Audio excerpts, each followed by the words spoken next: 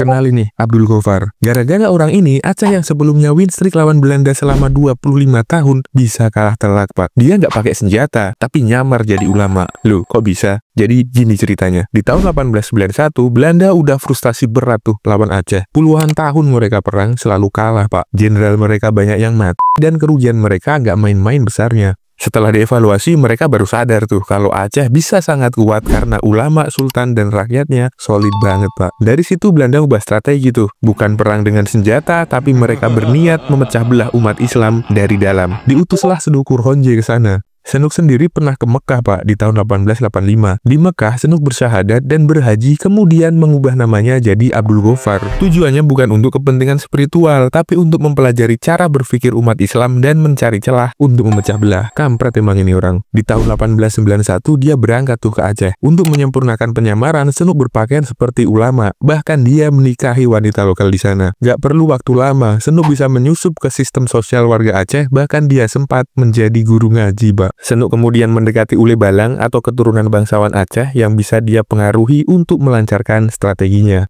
Senuk selalu berdakwah tentang konsep sekularisme yang memisahkan antara urusan dunia dan akhirat. Menurutnya, ulama hanya perlu fokus ke masalah ibadah aja. Masalah politik dan duniawi, para ulama nggak boleh ikut campur. Dia selalu mempengaruhi para ule balang dengan konsep ini. Dan hasilnya dalam waktu 7 bulan aja, para ule balang mulai menekan ulama dan melarang mereka untuk ikut campur masalah politik di sana. Ulama banyak yang dikriminalisasi dan dicap radikal oleh ule balang. Masyarakat terpecah dong, ada yang bela ulama, ada juga yang bela ule balang. Di tahun 1892, Senuk ke Batavia tuh. Dia menulis surat rahasia ke pemerintah Belanda yang berjudul Aceh Verslag. Surat itu berisi gimana caranya mengalahkan Aceh bahkan tanpa perang. Dan inti dari surat ini adalah jika Belanda mau ngalahin Aceh, mereka harus menjadikan ule balang sebagai alat kolonial dan memberikan batasan kepada ulama dalam berdakwah. Dipraktekin dong strategi ini. Para ule balang mulai diberi jabatan tuh sama Belanda. Dan ule balang perlahan namun pasti mulai pro kepada Belanda. Sedangkan ulama semakin dikucilkan dan banyak yang dipenjara. Dari sini Aceh udah rapuh banget sih. Puncaknya di tahun 1903, Belanda melancarkan serangan besar-besaran ke Aceh dan mereka menang telak, Pak. Sultan Muhammad Daud Shah menyatakan menyerah dan secara resmi Aceh jatuh ke tangan Belanda. Gimana nih efek Abdul Ghoffar?